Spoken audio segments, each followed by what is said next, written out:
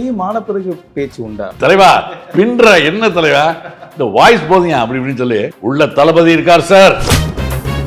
இல்லை எண்டில் அந்த பழைய ஷார்ட்ஸ்லாம் எடுத்து போட்டாங்க, அது ரொம்ப வெரி டச். இது நானே எதிர்பார்க்குறேன். எனக்கே ஒரு கண்ணு கலங்கிடுச்சு பார்த்துக்கலாம். ஏன்னா நம்ம நடிச்சிருக்கோம், போயிருக்கோம், பழகிருக்கோம். நமக்கு கடைசி படம்ன்ற போது கண் கலங்கிடுச்சு.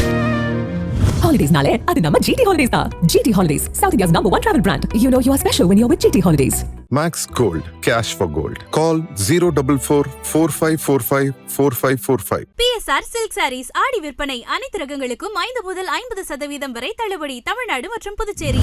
ஜனங்க எங்கள் சினிமா துறையில எல்லாருமே ரொம்ப ஹாப்பி. ஹிஸ்ட்ரியில் இது வரைக்கும் இந்த மாதிரி நடந்ததில்லை. சிஎம் போட்டு honourable chief minister of Tamil Nadu போட்டு, அதுவும் ஜென்ரலாக ஒரு நேம் கார்டு போடாமல் அவருடைய ஸ்டைலோட ஒரு சென்சார் ப்ராப்ளம் வரும், இது தள்ளணுன்ற யாருமே எதிர்பார்க்கல. ஏன்னா அந்த படத்தில் சென்சார் அளவுக்கு ஒன்றும் இல்லை எங்களுக்கு தெரிஞ்ச வரைக்கும். யங் பாய்ஸ்லாம் இருப்பாங்க, அவன்கிட்ட பேசும்போது என்ன பாய்ஸ் ஜனநாயகம் இல்லை சார், நாங்கள் பார்க்க முடியும் சார், நாங்கள் தேட்டர் தான் பார்ப்போம். அப்படியே இல்லை இவ்வளோ பக்தியாக இருக்காங்க. அது அட்லீஸ்ட் ஒரு ஃப்ரேமாக பார்க்கலாமா.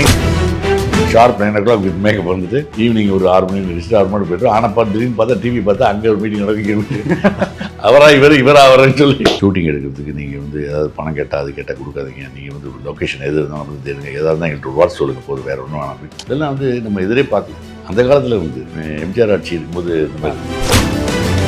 இந்த படம் லீக் ஆன டைமில் நான் ரொம்ப எதிராகிட்டேன். நான் ரொம்ப டல் ஆகிடுச்சேன். லீக் ஆனது ஒரு ஷாக். என்ன இப்படி ஒரு கஷ்டப்பட்டு ஒரு படம் எடுத்திருக்கோம், நம்ம செலவு பண்ணியிருக்கோம். அதையும் தாண்டி திருமலையெல்லாம் ஃபைட்லாம் லென்த்தி ஷாட் இருக்கும். 12 மாடியை பயமாவுடைய ஜமி சர்க்கிட்டு பயமாக இருக்கும். எனக்கு கீழே அதான் பாதம் இருக்குது. அதில் நேரம் டூப்பே இல்லை. நம்மளுக்கு தான் பயமாக விஜய் பார்த்து விஜய்னா இல்லை சார் உணர்ந்து தான் பார்த்து. ஜனநாயகம் தான் ஹாட் டாப்பிக்கே. ஆமாம், அதுலேயும் முக்கியமாக சிஎம்மாக ஒரு ஆன பிறகு அந்த படம் ஒரு பெரிய ப்ளஸ் பாயிண்ட். இதில் டைட்டில் கார்ட்லேயே பசங்க பயங்கர சந்தோஷம் போயிட்டாங்க எல்லோரும். என்ன இப்போ ஜனங்க எங்கள் சினிமா துறையில் எல்லாருமே ரொம்ப ஹாப்பி. இந்த மாதிரி ஹிஸ்ட்ரியில் இது வரைக்கும் இந்த மாதிரி நடந்ததில்லை. ஒரு சிஎம் போட்டு honourable chief minister of Tamil Nadu போட்டு சிஎம் விஜய் சார்னு போட்டது, அது இது வரைக்கும் யாருக்குமே நடந்ததில்லை, கிடச்சதில்லை. ஒரு அருமையான ஒரு நிகழ்வு. உங்களுக்கு டைட்டில் கார்டு எப்படி சார் இருந்தது? இப்போ ரசிகர்கள்லாம் ஓகே, நீங்கள் பார்த்துருப்பீங்க. நானே படம் பார்க்கும்போது நான் ஆக்சுவலாக நான் தியேட்டரில் மதுரையில் தான் படம் பார்த்தேன். ஃபஸ்ட்டு டே 23rd அன்றைக்கி ஃபஸ்ட்டு டே மார்னிங் ஷோ. ஆமாம், ரொம்ப ஆசை. ஏன்னா எப்படி ஜனங்க இதை ரிசீவ் பண்ணுறாங்க, வெயிட் பண்ணி, அதுவும் ஆன்லைனில் ரிலீஸ் ஆகி அதை யாரும் பார்க்காம தியேட்டருக்கு வந்தாங்க பாருங்கள். அது பெரிய ஹைலைட். அது அவர் மேலே ஒரு அபரிமிதமான ஒரு அன்பு தான் சொன்னது. அது தியேட்டரில் ஜனங்களோட பார்க்குறேன். வெற்றின்னு ஒரு தேட்டரில் 5 திரையரங்கம், 5 திரையரங்கத்துலேயும் ஷோ ஓடுது. 9, 9:15, 9:30, 9:45, 10 இப்படி வரிசை இல்லைனா. ஸோ நான் போய் பார்த்தேன். ஜனங்க அப்படி ஒரு என்ஜாய் பண்ணுறாங்க. அவங்களோட சேர்ந்து நானும் என்ஜாய் பண்ண ஆரம்பிச்சேன். ஏன்னா பிகாஸ் நம்ம நேரடியாக நடித்தோம், சாரோட நடித்தோம், போனோம் வந்தோம். பட் அது பிரம்மாண்டமான அது திரையில் விஜய் சார் பார்க்கும்போது அதுவே நம்மளுக்கே ஒரு அந்த கரிஷ்மா. ஆமாம். ஸோ அதுவும் ஜென்ரலாக ஒரு நேம் கார்டு போடாமல் அவருடைய ஸ்டைலோட அந்த ஸ்டைலை போட்டு அது ரொம்ப நாங்கள் நடிக்கும்போது இதெல்லாம் இப்படிலாம் வரும், இந்த மாதிரிலாம் வரும். ஏன்னா பிகாஸ் இப்படி ஒரு சென்சார் ப்ராப்ளம் வரும், இது தள்ளணுன்ற யாருமே எதிர்பார்க்கல. ஏன்னா அந்த படத்தில் சென்சார் அளவுக்கு ஒன்றும் இல்லை எங்களுக்கு தெரிஞ்ச வரைக்கும். பட் இன்னமும் ஒரு ப்ராப்ளம் வந்துச்சு, போச்சு. சரி ஜனவரினாங்க, அப்புறம் பிப்ரவரி, மார்ச்னாங்க, என்ன வரவே இல்லை. அதுக்கு எலெக்ஷன் இருந்துச்சு, இது வராதா, அந்த படமே நின்று போயிட்டுமா, முடிஞ்சு போச்சா, இதுக்குள்ள இதில் வர இல்லையே, சோஷியல் இதில் வர இதாகிடுச்சு. ஆனால் அப்போது இந்த ஷூட்டிங்லாம் போகும்போதெல்லாம் எல்லோரும் பேசும்போது இந்த யங் பாய்ஸ்லாம் இருப்பாங்க, அவன்கிட்ட பேசும்போது என்ன பாய்ஸ் ஜனநாயகம் இல்லை சார், நாங்கள் பார்க்க முடியும் சார், நாங்கள் தேட்டர் தான் பார்ப்போம். அப்படியேப்பா என்னடா இவ்வளோ பக்தியாக இருக்கானுங்க. நம்மளுக்கே ஒரு ஆசை இருக்குல்ல, நப்பாசை இருக்குல்ல. இப்போ பெரிய ரசிகன்னா அது அட்லீஸ்ட் ஒரு ஃப்ரேமாக பார்க்கலாமா, ஈஸியாக பார்க்கலாம். ஒரு இன்ட்ரோ மட்டும் பார்க்கலாம். ஃபர்ஸ்ட் ஃப்ரேம் எப்படி இருக்கு, ஒரு சாங் பார்க்கலாம் இல்லை, எதுவும் கிடையாது. நாங்கள் தேட்டரில் தான் பார்ப்போம். அசந்து போயிட்டேன். அதே மாதிரி சொல்லி வச்ச மாதிரி தேட்டரில் ஜனங்க அப்படியே கொண்டாடுறாங்க. இன்னி வரைக்கும் படம் ஃபுல் ஹவுஸாக போயிட்டுருக்கு. ட்ரூ தான், பெரிய சாதனை. உங்களுக்கு முன்னாடியே தெரிஞ்சிருக்கும் விஜய் சாருடைய படம் இதுதான் லாஸ்ட் மூவியாக இருக்க போது. ஸோ இண்டஸ்ட்ரியிலே ஒரு உச்ச நட்சத்திரமாக இருக்கார். வசூலில் பெரிய லெவல் பாக்ஸ் ஆஃபீஸ் கலெக்ஷன் எப்போவுமே is box office king hero. So box office ஹீரோவாக இருக்கக்கூடிய ஒருத்தர் கடைசி படத்தில் நீங்களும் ஒரு அங்கமாக இருக்கிறது உங்களுக்கு எப்படி இருந்தது? ரொம்ப பெரிய பெருமை சார். நான் இவர் டேரக்டர் வினோத் சார் சொல்லி கூப்பிட்டு இது மாதிரி ஒரு கேரக்டருக்கு போலீஸ் வரணும் போட்டு நான் எதுவுமே கேட்டுக்கல. என்ன கேரக்டர், எவ்வளோ நாள் என்னன்னு பண்ணுறேன் சார், அவ்வளோதான். பாசிட்டிவ். ஏன்னா தெரியும் இந்த படம் மாபெரும் வெற்றி பெறப்போகுது, இந்த படத்தில் நம்ம ஒரு அங்கமாக இருக்குன்றது பெரிய மரியாதை, பெரிய பெருமை. அப்படின்னா ஓகே, இம்மிடியேட் ஐ சைடு ஓகே. அதே மாதிரி அந்த படம் வந்து எனக்கு பெரிய பிளேயர் வாங்கி ஓப்பனிங்ல நீங்க தான் விஜய் சாருக்கு இன்ட்ரோ கொடுக்குறீங்க. Intro, ஆமா, இன்ட்ரோ நீங்க மெஜாரிட்டி பாத்தீங்கன்னா இப்போ கேஜிஎஃப்ல அந்த ஸ்டைல் ஸ்டார்ட் ஆச்சு. ஆமா, கேஜிஎஃப்ல கேஜிஎஃப்ல ஆரம்பிச்சது அந்த மாசா இன்ட்ரோ கொடுக்க ஆரம்பிச்சது. அதுக்கப்புறம் நிறைய படங்கள்ல அந்த சீன்ஸ் பார்த்தோம். Exactly. இதுலயும் அதே மாதிரி அந்த ஃப்ரேம் டச் இருந்தது. இல்லை இது அது வந்து கேஜிஎஃப் பார்த்தீங்கன்னா ஒன்லி வாய்ஸ் தான் வரும், வாய்ஸ் தான் இருக்கும். அந்த படத்தில் வந்து வேற யாரும் நடிச்சிருப்பாங்க, அதில் கதையை மட்டும் நான் சொல்லிட்டு இருப்பேன். ஆமா. பட் இதில் வந்து என்னோட கேரக்டரையும் கொண்டு வந்து அதில் ஒரு போலீஸ் ஆஃபீஸர் கேரக்டர் கொண்டு வந்து அதுலேருந்து அப்படியே அந்த வாய்ஸ் ஓவரையும் கொண்டு வந்து அதை ரொம்ப அருமையாக யூஸ் பண்ணாங்க. நம்ம இது ஆமா, பெரிய பேர். படம் ஃபுல்லா நீங்க நிறைய இடத்துல இல்லைனாலும் வாய்ஸ் உங்களுக்கு படம் ஃபுல்லா வந்துருக்கும். ஆமாம், ஞாபகப்படுத்தி ஞாபகப்படுத்திக்கிட்டு இருக்கு. ஸோ நிறைய சீன்ஸ் இல்லைன்றது உங்களுக்கு வருத்தம் இல்லை, வருத்தம் இல்லை எனக்கு. சரி, இந்த படத்தில் ஒரு சீன் வந்தாலும் ஓகே, ஏன்னா இது வந்து அந்தளவுக்கு ரீச் படம். நடித்த எல்லாரும் நல்ல பேர், இந்த படத்தில் நடித்த எல்லாரும் நல்ல பேர். ஸோ ஒரு வெற்றி படத்தை நம்ம இருக்குன்றது பெரிய ஒரு சந்தோஷமான விஷயம். ஒரு 10-20 படம் வரிசையாக நடித்தா என்ன பேர் வருமோ அந்த ஒரு படத்தில் ஃபோன் கால்ஸ் விடாமல் வந்துக்கிட்டே இருக்குது இப்போ வரைக்கும். இப்போ வரைக்கும் அதுவும் அப்ராட்லேருந்து அங்கேருந்துலாம் ஃபோன் பண்ணிட்டே இருக்காங்க.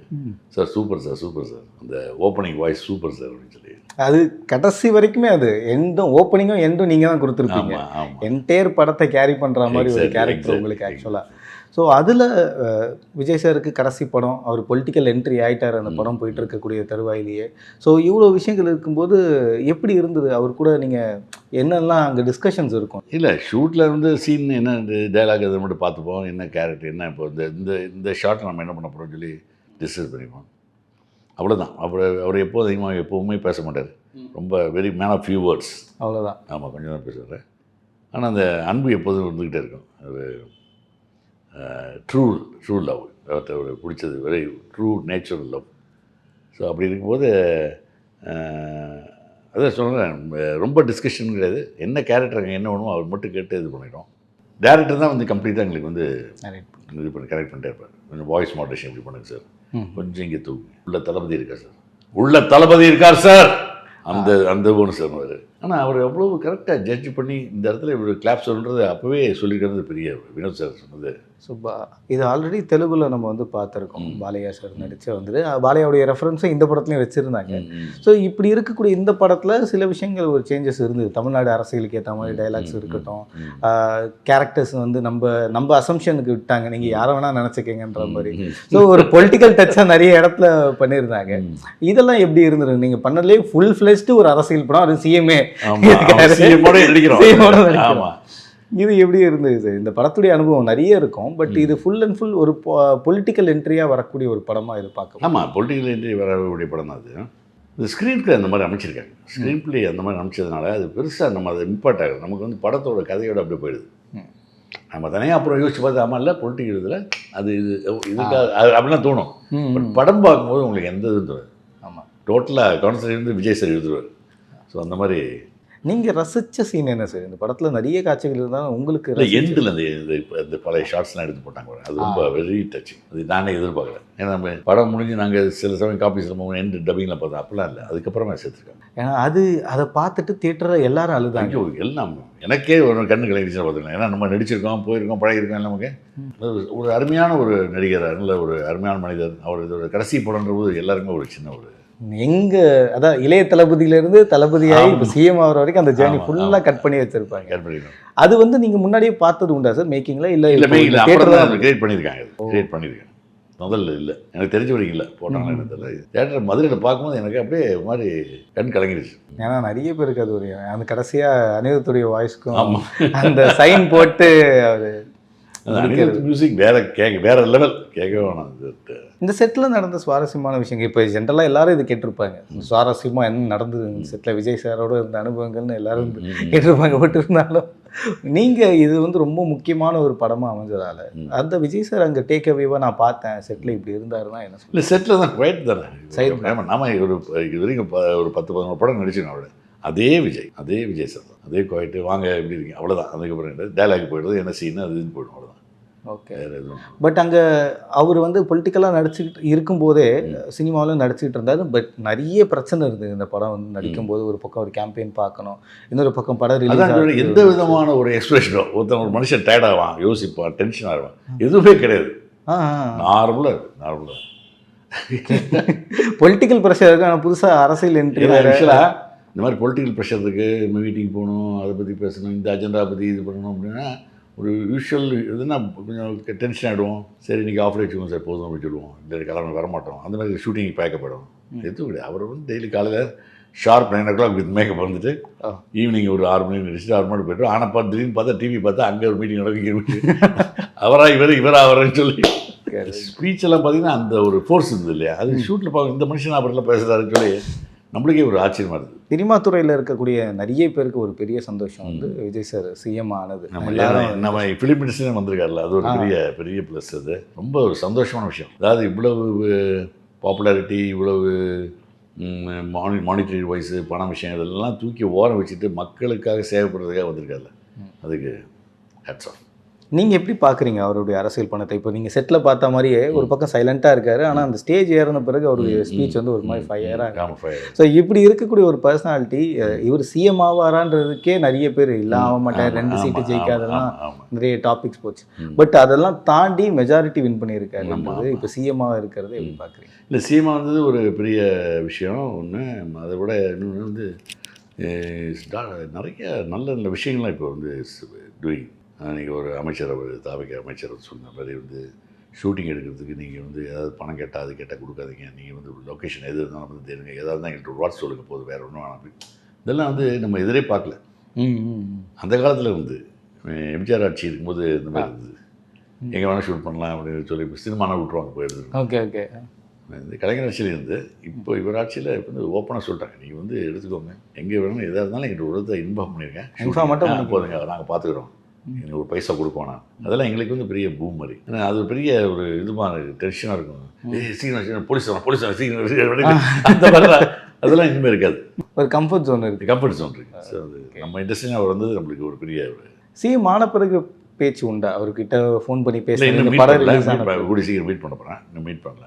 இந்த படத்துக்கு அப்புறமா நிறைய பேர் வாழ்த்துக்கள் தெரிவிச்சிருப்பாங்க. உங்கள் இண்டஸ்ட்ரியிலே உங்கள் நிறைய நண்பர்கள் ஃபோன் பண்ணி என்ன சொன்னாங்க? நிறைய பேர் இன்னும் ரவி கலக்கிறது தலைவா பின்ற என்ன தலைவா இந்த வாய்ஸ் போதுங்க அப்படி இப்படின்னு சொல்லி நிறைய ஆர்டிஸ்ட்டு, டெக்னீஷியன்ஸு எல்லாம் டைரக்டர்ஸ்.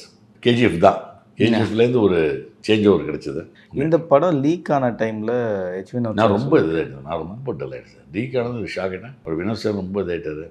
என்ன இப்படி ஒரு கஷ்டப்பட்டு ஒரு படம் எடுத்திருக்கோம், நம்ம செலவு பண்ணியிருக்கோம், அது வந்து இந்த மாதிரி ஆயிடுச்சு சொல்லி எல்லோரும் இண்டஸ்ட்ரி நிறைய பேர் ரொம்ப வருத்தப்பட்டாங்க. இன்னும் இந்த மாதிரி ஆயிடுச்சு. அதையும் தாண்டி ஒரு மேசிவான சக்ஸஸ் படம் வந்து ஜனவரியில் வந்தால் கூட இந்த அளவுக்கு சக்ஸஸ் ஆயிருக்குமான்னு தெரியல. இவர் சிஎம் ஆனதுக்கப்புறம் கரெக்டாக அந்த படம் வந்து சிஎம் விஜய் நடிகன் போட்டது வந்து ஒரு மிகப்பெரிய ஒரு வரலாற்றில் இது வரைக்கும் யாருமே அச்சீவ் பண்ணாத ஒரு இது. சாருடைய ஜேர்னிலே இது வந்து ரொம்ப முக்கியமான ஒரு படமாக இருந்தது. முக்கியமான ஒரு படம். இது வந்து இன்னும் பல 100 வருஷங்கள்னாலும் இந்த படத்தை பேசுவாங்க, அதில் நடித்தவங்களை பற்றி நினைப்பாங்க. அந்த விஷயத்தை நான் பெரிய பாக்கியசாலி. விஜய் சாரோட நீங்கள் ஆல்ரெடி ட்ராவல் பண்ணியிருக்கீங்க ஃபாதர்லி ஃபிகராக. ஆமாம். ஸோ குஷி படமாக இருக்கட்டும், காவலனாக இருக்கட்டும், ஸோ நிறைய படங்கள் அவரோட ட்ராவல் பண்ணியிருக்கீங்க. அப்படி இருக்கும்போது இப்போது ஒரு சிஎம் கேண்டிடேட்டாக அவர் இருக்கிறது வேற ஒரு ஃபிகர், வேற ஒரு பர்சனாலிட்டி. அப்படி அப்போது அந்த டைமில் எப்படி இருந்தார், அவருடைய கேரக்டர் எப்படி இருந்தது? இல்லை, அவர் எப்போவுமே குவைட் தான். அது வந்து என்றைக்குமே நான் வந்து ரொம்ப அட்டகாசம் பண்ணி ஸ்டூடியோவில் இது பண்ணி சிரிச்சு எதுவும் ரொம்ப குவைட்டாக இருப்பார். பிடிச்சிருந்தா சைலண்ட்டாக வந்து பேசிட்டு போயிடுவார். அவ்வளோதான், வேறு எதுவும் கிடையாது. ஆனால் ஷார்ட்டில் வச்சு கலக்கிட்டு போயிடுவார். ஸோ அதனால் வெரி கேர்ஃபுல். கூட நடிக்கணும் வந்து அவர் கூட நடிக்கும்போது கொஞ்சம் உஷாராக இருக்கும். டான்ஸ் ஆகட்டும், ஃபைட் ஆகட்டும், எல்லாமே ஒரே டெக் தான். நான் பார்த்த வரைக்கும் பெரிய பெரிய லென்த்தி ஷார்ட்ஸு, திருமலையெல்லாம் ஃபைட்லாம் லென்த்தி ஷார்ட் இருக்கும். அதுவும் இங்கே பண்டாவது மாடி பெரியமாடி ஜெமினி சர்க்கிள்கிட்ட மேலே இந்த கார்னர் எட்ஜ் இது பேரப்பெட் வேலை கிடையாது, அதுலேயே வந்து பைக் எடுத்துகிட்டு வந்து டேர்ன் பண்ணுற மாதிரி ஷார்ட் இருக்கும். அதில் வச்சுருப்பான். பயமாக இருக்கும். எனக்கு கீழே வந்து அதான் பாதம் கீழே அங்கே வந்து ஒரே டெக்லேருந்து அடிச்சுட்டு போயிட்டார். டப்பு டப்பு 10 பேர் அடிச்சு தூக்கிடுது.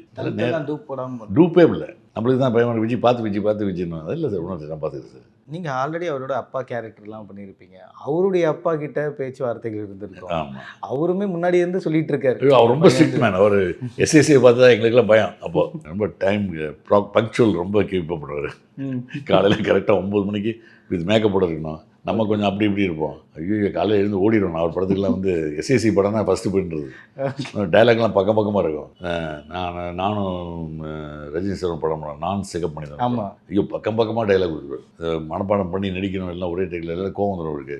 டேக் விட்டாக்கு தான் ரொம்ப strict man. Very nice gent. அவரோட நடித்த படம் நீதி தண்டனை பெரிய பேர் வாங்கிடுச்சு. நானும் ராதிகா பண்ணிடுவேன். நிறைய படம் பண்ணேன். சுதந்திர நாட்டின் அடிமைகள். ஸோ அவருடைய ஃபேமிலியில் நீங்கள் நிறைய இடத்துல அசோசியேட் ஆகிருக்கீங்க. ஆமாம். இப்போ சன்னோட வந்து இப்போ சிஎம்மோட.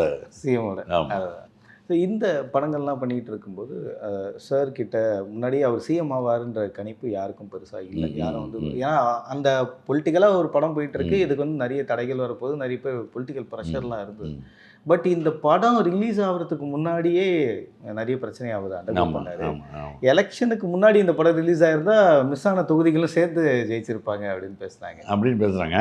பட் எது இருந்தாலும் ரொம்ப நல்லபடியாக நடந்துருச்சு மொத்தம். அவ்வளோதான். அது லேட்டாக வந்து லேட்டஸ்ட்டாக வந்து அடித்து கிளப்பிடுச்சு, தூள் கிளப்பிடுச்சு. அது ஒரு பெரிய விஷயம். மேபி இப்படியா இருக்கலாம், அப்படியா இருக்கலாம், இப்படி வந்து இப்படியா இருக்குன்னு தோணும் நம்மளுக்கு. லாஸ்ட் ரிசல்ட் என்னன்னா கரெக்ட் டயத்துக்கு ஆன் டைம் அரைவல். அது கரெக்டாக ஒரு சிஎம் ஆனதுக்கப்புறம் இந்த படம் வந்து ஜனங்களுக்கு வந்து ஒரு நிலகல் ரவின்ற பேர் உங்களுக்கான ஐடென்டிட்டியாக இருக்குது. இத்தனை வருஷம் நீங்கள் லெகசியை கேரி பண்ணியிருக்கீங்க. யார் பார்த்தாலும் டக்குன்னு பார்த்து ஷேடோஸ் ஸோ டக்குன்னு ஷேடோஸ்னு உங்களுக்கு பெட்டாக அவங்க க்ளோஸ் சர்க்கிள் பீப்புளுக்கு கூப்பிடுவாங்க. ஸோ அது ஒரு பெரிய ஐடென்டிட்டியாக கிரியேட் ஆனதுக்கு பாரதி ராஜா சார் முக்கியமான காரணம். அவருடைய மறைவப்போ நீங்கள் பயங்கரமாக அழுத காணொலிகள்லாம் பார்த்தோம். அது தகவலாக உங்களுக்கு எப்படி தெரிய வந்தது? அவர் அன்றைக்கி நான் மதுரையில் இருந்தேன், ஒரு பர்சனல் விஷயம் போய் மதுரைக்கு பாய்தான் வந்துட்டுருக்கேன். மெசேஜ் வந்து இந்த மாதிரி ஷாக்கு. அப்புறம் வர இங்கே வந்து சேரும்போது மணி டிராஃபிக்கில் வந்து சேரும்போது 8:30 8:45 ஆயிடுச்சு. நேராக அவர் வீட்டுக்கு தான் முதல்ல கிளம்பி வீட்டுக்கே நான் நேராக அவர் வீட்டுக்கு தான் இப்படி உள்ள என்ட்ரி யாரை அப்படியே எக்ஸிட் ஆகுது பாடி வேனில்.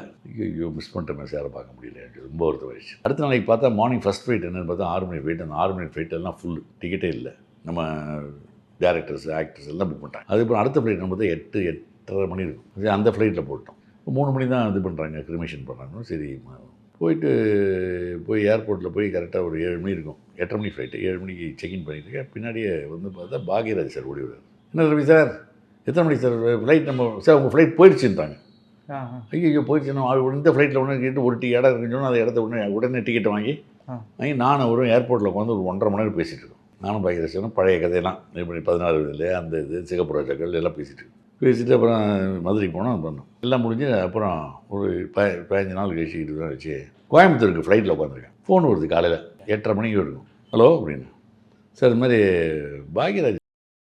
ஷாக், எனக்கு எதிரே பார்க்கல. ஏன்னா இப்போ தான் ஒரு 2 வீக்ஸ் பேக் தான் அவரோட பேசிட்டு இது மாதிரி இந்த லாஸ்ட் மந்த் வந்து ரொம்ப ஜூன் மாதம் இல்லை இண்டஸ்ட்ரியில் இருந்த 2 ராஜாக்களுமே இல்லைன்றது. ஐயோ 2 பேர் எத்தனை பேர் அவங்களுக்கு லைஃப் கொடுத்துருக்காங்க. எத்தனை பேர் இன்றைக்கி எத்தனை பேர் இண்டஸ்ட்ரியில் டேரக்டர்ஸு ஆக்டர்ஸ் ப்ரொடியூசர்ஸ்லாம் இது பண்ணுறாங்க, ரிலீவ் பண்ணுறாங்கன்னா அது இவங்க 2 பேரும் பண்ணுறது. ஆலம் இது மாதிரி நிறைய போராட்டத்திலாம் வந்து க்ரியேட் பண்ணிட்டே போனார். எத்தனையோ யங்ஸ்டர்ஸ் அப்போ வந்தாங்களே, எத்தனை டேரக்டர்ஸ். அப்போ தான் வந்து நீங்கள் இந்த ஷேடோஸ்ன்னு சொன்னீங்க. அதான் வந்து பாரதி சார் வந்து உட்லேண்ட்ஸ் டிரைவிங்கில் இருக்கும்போது படம் முடிஞ்சிருச்சு.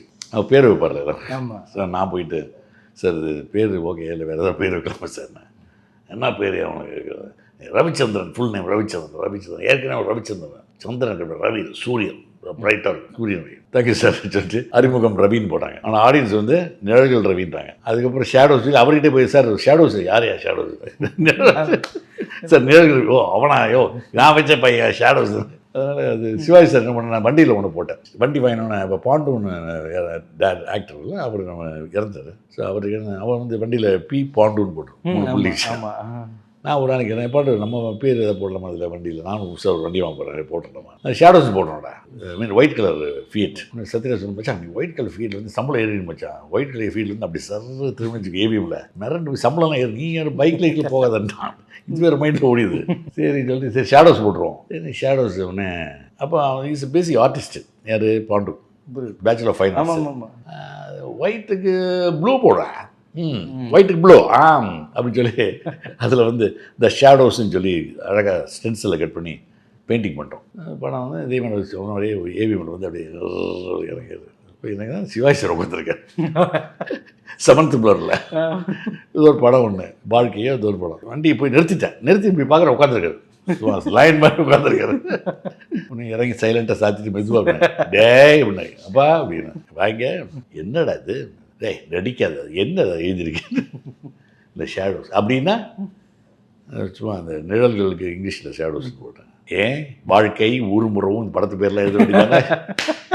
நல்ல ஜாலியாக கமெண்ட் அடிப்பார் ஸ்பாட்லேயே. அதெல்லாம் வந்து ரொம்ப இன்ட்ரெஸ்டிங்காக இருக்கும். அது நான் அவரோட நடித்ததெல்லாம் மறக்க முடியாத ஒரு நிகழ்வு.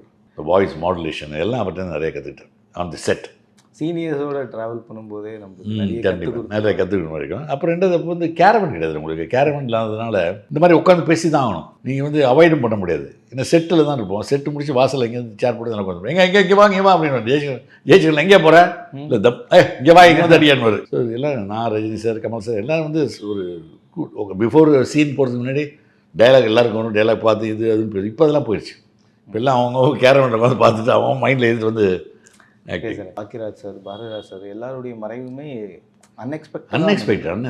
பாரதிராஜ் சார் இறந்தது வந்து உடம்பு சரியில்லாமல் இருந்தார். ஒரு ஏஜ் ஃபேக்டர் 86-85 இயர்ஸ் ஆச்சு. இப்போ அவர் ரொம்ப கஷ்டப்படுறாரு பாவன்றது. பட் இவர் நல்லா நார்மலாக இருந்ததா ஒரு 2 வீக்ஸ் பேக் கூட பேசினார். அதுக்கப்புறம் குஷ்பு மேடம் அவங்க வீட்டு கல்யாணத்துக்கு கோவா போயிட்டு இருந்தாரு. போயிட்டுலாம் வந்து காலையில் வாக்கிங் போய் அப்படி இதாகிட்டாருன்றபோது ரொம்ப ஷாக்கிங். இது அவருடைய நினைவுகள் இருக்கும்ல சார்?